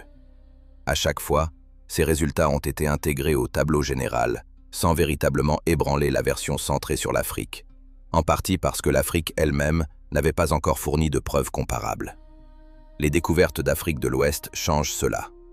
Les preuves mises au jour en Afrique de l'Ouest montrent des humains présents et adaptés aux conditions d'une forêt tropicale dense, bien plus tôt que ne le permettait la chronologie admise, dans une région située au cœur de l'un des environnements forestiers les plus anciens et les plus complexes écologiquement de la planète. Les forêts tropicales d'Afrique de l'Ouest, qui couvrent de vastes parties de la région et se rattachent plus à l'est à l'immense bassin du Congo, comptent parmi les écosystèmes forestiers les plus riches de la Terre. Elles sont couvertes de forêts depuis une durée extraordinairement longue, ce qui signifie qu'elles constituent depuis tout aussi longtemps un habitat humain potentiel. La question était de savoir si les premiers humains les utilisaient réellement. La réponse est oui, et plutôt que quiconque ne l'avait imaginé. L'Afrique de l'Ouest est également importante du point de vue génétique. Les populations qui y vivent aujourd'hui portent certaines des lignées les plus profondément divergentes de tout l'arbre généalogique humain, ce qui signifie que leurs lignées ancestrales se sont séparées très tôt des autres populations humaines au cours de notre histoire évolutive. La diversité génétique ouest-africaine est remarquable et témoigne d'une présence humaine très longue et largement continue dans la région pendant de nombreux millénaires. Pourtant, les archives archéologiques des premiers humains en Afrique de l'Ouest ont toujours été bien plus pauvres que celles de l'Afrique orientale, où des sites comme la grotte de Blombos en Afrique du Sud et toute une série de sites d'Afrique de l'Est ont largement façonné le récit sur les comportements et les capacités des premiers humains. Une partie de cet écart reflète de véritables différences dans les archives, mais une part importante vient aussi des régions où la recherche s'est concentrée et des difficultés réelles du travail en milieu tropical, où la conservation est souvent mauvaise et où l'accès, comme le financement, n'ont pas toujours été faciles à assurer. Depuis des années, les spécialistes connaissent le décalage entre ce que la génétique révèle sur une très longue présence humaine en Afrique de l'Ouest et ce que l'archéologie a pu démontrer. Si des populations vivaient dans les forêts tropicales ouest-africaines plus tôt qu'on ne le pensait, cela contribue à expliquer une partie de ce décalage. Les traces d'occupation sont plus difficiles à trouver et à conserver dans les milieux forestiers que sur des sites ouverts. Outils, os et autres vestiges se dégradent plus vite dans la chaleur humide du sol forestier. Les sites disparaissent sous une végétation épaisse et de profondes couches de matière végétale. Les conditions qui rendent les forêts tropicales si productives pour les animaux et les plantes sont précisément celles qui détruisent les traces archéologiques au fil des millénaires. Cela signifie que l'absence de découverte dans ces environnements a toujours dû être interprétée avec prudence. Et cette découverte montre clairement pourquoi. Ce que cette trouvaille ajoute au tableau général des capacités humaines anciennes est une nouvelle preuve de la flexibilité et de l'adaptabilité d'Homo sapiens dès les premières phases de son histoire. S'installer dans une forêt tropicale dense et apprendre à y vivre n'a rien de simple. Cela exige une connaissance réelle et détaillée de l'environnement local, savoir ce qui peut être mangé sans danger, comment circuler dans une végétation épaisse, où trouver de l'eau propre et comment lire un paysage offrant très peu de visibilité à longue distance. Ce type de savoir se construit au fil de générations vivant au même endroit et se transmet progressivement au sein des communautés. Les populations dont la présence a été documentée dans ces forêts ouest-africaines ne faisaient pas que les traverser. Elles y vivaient avec suffisamment de succès pour laisser une trace qui a survécu des milliers d'années jusqu'à sa découverte. Et les implications dépassent l'Afrique de l'Ouest. Si les premiers humains vivaient dans des forêts tropicales denses de cette région plus tôt qu'on ne le pensait, la question des autres endroits où ils auraient pu faire de même devient beaucoup plus ouverte. La ceinture des forêts tropicales équatoriales traverse de vastes portions de l'Afrique, de l'Asie du Sud et du Sud-Est, ainsi que de l'Amérique du Sud. Dans certaines parties de toutes ces régions, la présence humaine ancienne n'a jamais été recherchée sérieusement, en partie parce que l'ancienne hypothèse rendait la forêt peu probable comme habitat. Cette hypothèse paraît désormais beaucoup moins solide.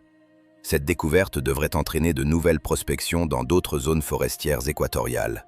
Les résultats d'Afrique de l'Ouest donnant aux chercheurs une raison d'examiner plus attentivement des environnements auparavant négligés. Les fouilles se poursuivent sur les sites ouest-africains et les chercheurs s'attendent à voir apparaître davantage de preuves d'occupation humaine ancienne de ces milieux forestiers à mesure que les travaux progresseront. L'histoire des lieux où vivaient les premiers humains et des environnements auxquels ils savaient s'adapter ne cesse de s'élargir. Et cette découverte est l'un des exemples les plus nets d'un résultat qui étend cette image dans une direction à laquelle personne n'était pleinement préparé.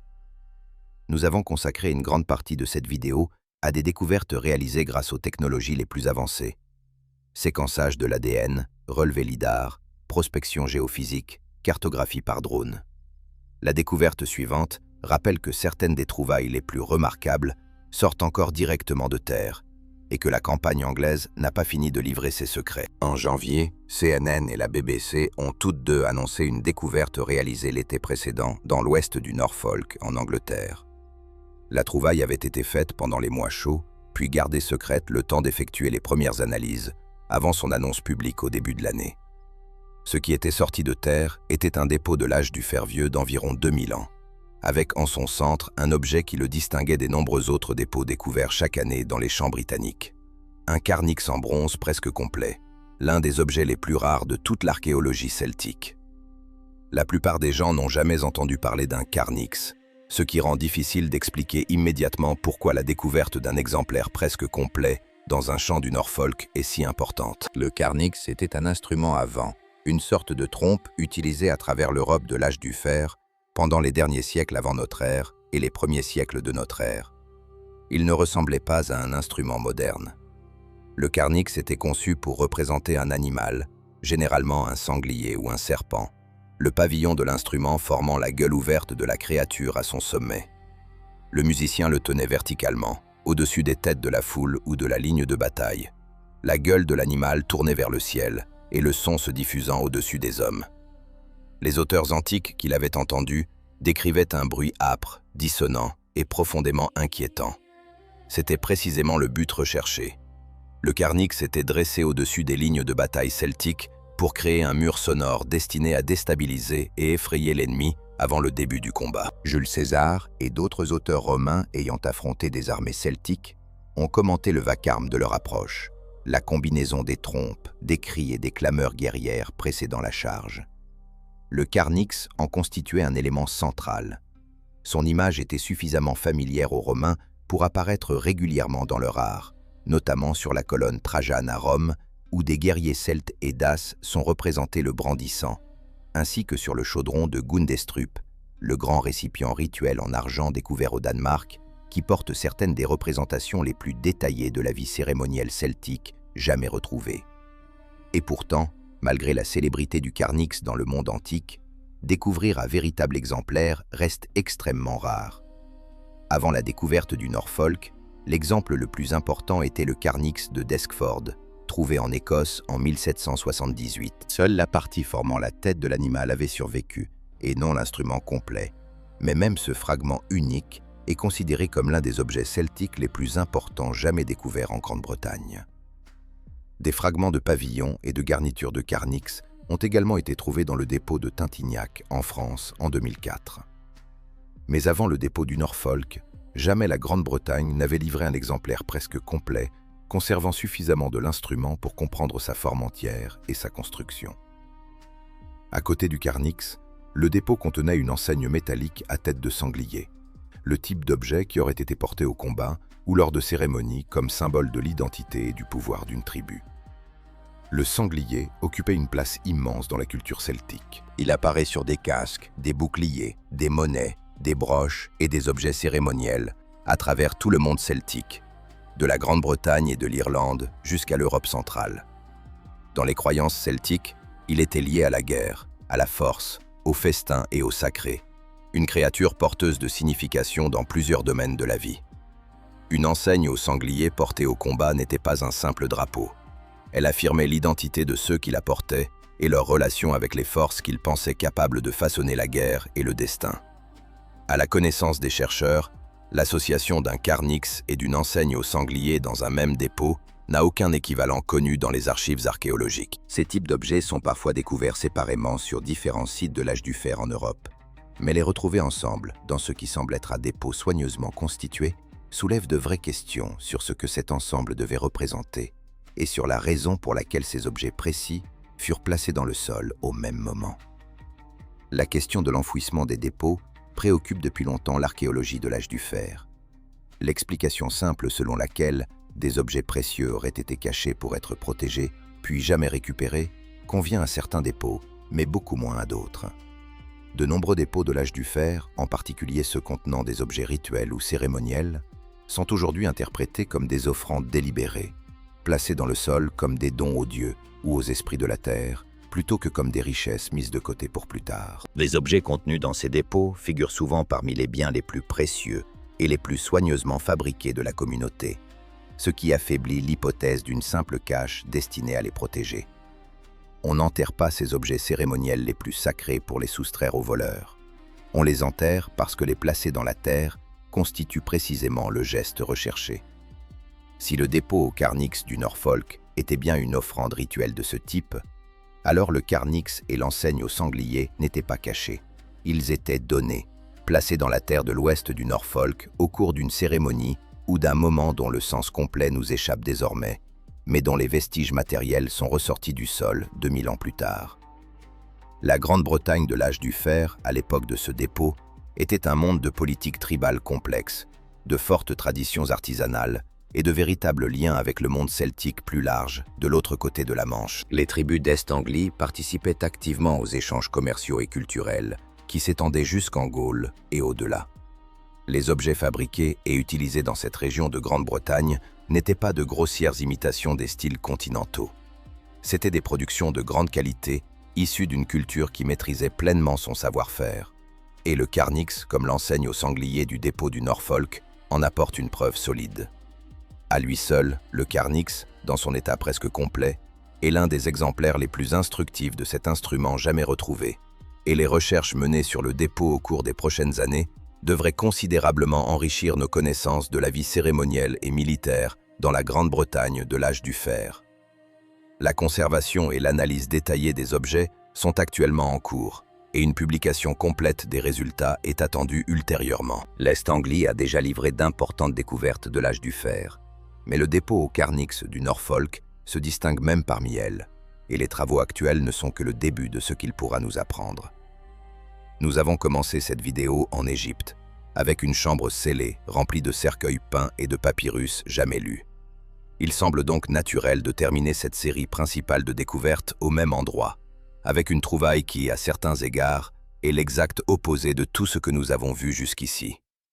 pas un objet spectaculaire unique ni une tombe cachée, mais une immense archive tentaculaire de la vie quotidienne, écrite sur des morceaux de poterie et des éclats de pierre, puis enfouie dans le sol de Haute-Égypte pendant plus d'un millénaire. En mars, Aram Online a rapporté qu'une mission conjointe du Conseil suprême des Antiquités d'Égypte et de l'Université de Tübingen, en Allemagne, avait récupéré environ 13 000 ostraca inscrits sur le site d'Atribis, dans le gouvernorat de Sohag, en Haute-Égypte.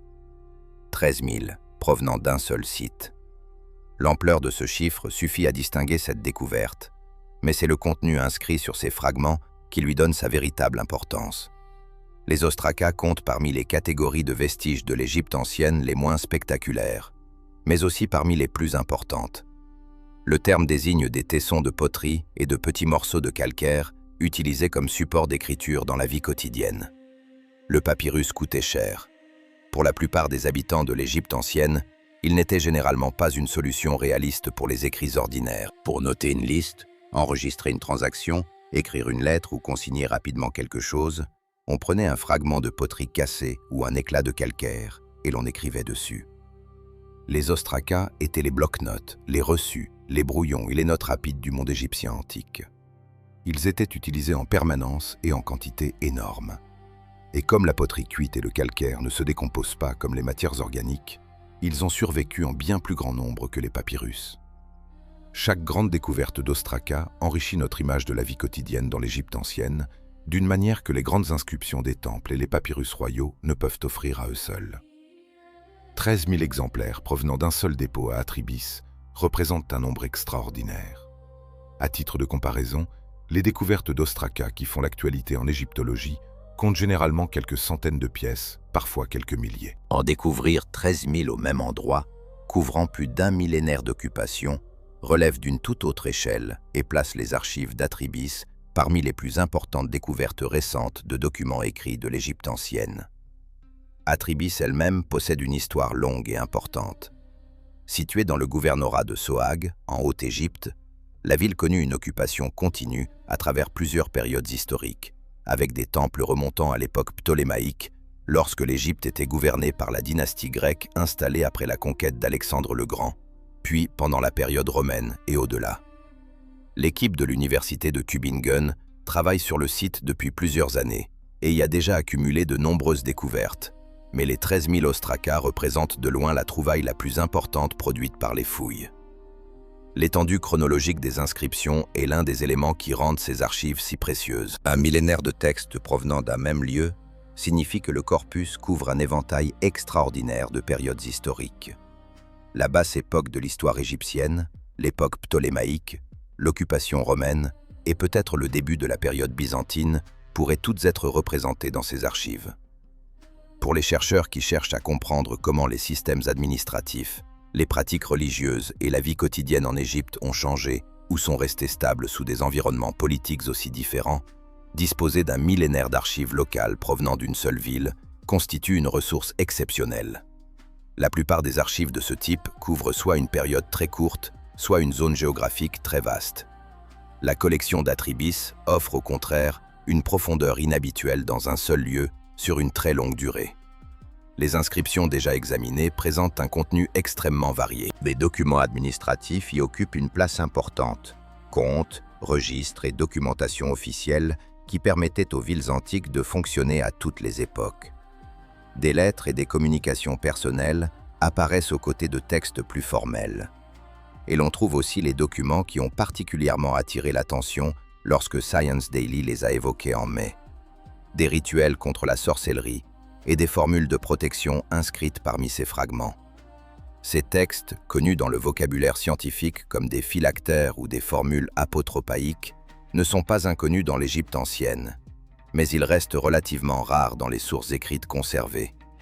Ils témoignent de quelque chose de très précis et de profondément humain, non pas de la religion officielle des pharaons, ni des grandes déclarations théologiques gravées sur les murs des temples, mais des peurs et des espoirs privés des gens ordinaires, des sorts et des paroles protectrices recherchées lorsqu'ils se sentaient menacés par des forces surnaturelles, craignaient des malédictions, une magie malveillante dirigée contre eux, une maladie ou un malheur sans cause naturelle apparente.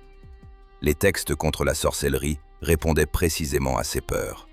Il s'agissait de protections écrites qu'une personne pouvait porter sur elle, conserver chez elle, ou déposer dans un lieu important comme une forme d'assurance spirituelle contre le mal.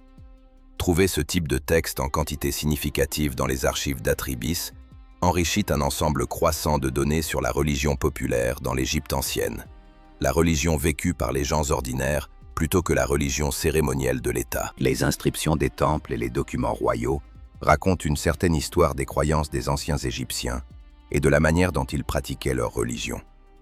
Les ostrakas portant des formules de protection privée en racontent une autre, différente et à certains égards plus immédiate, celle de l'anxiété individuelle, de l'espoir personnel et des menaces surnaturelles qui paraissaient réelles et présentes aux personnes ayant inscrit ces mots sur des fragments de poterie dans une ville de Haute-Égypte il y a 2000 ans.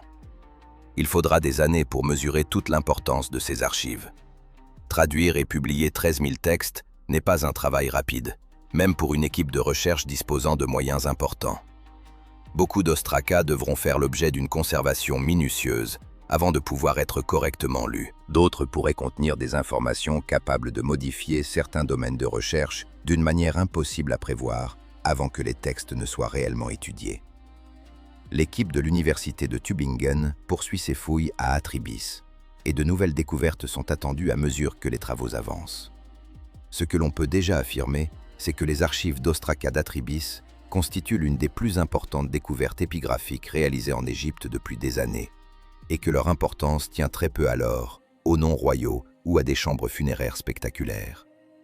Elle vient de leur volume, de leur profondeur chronologique, et du simple fait que 13 000 fragments inscrits, provenant d'une seule ville égyptienne et couvrant 1000 ans d'histoire, ouvrent une fenêtre sur la vie quotidienne que très peu de découvertes archéologiques dans le monde peuvent égaler. Les découvertes spectaculaires font les gros titres, et à juste titre, mais ce sont souvent des archives comme celle-ci qui permettent d'accomplir le véritable travail historique.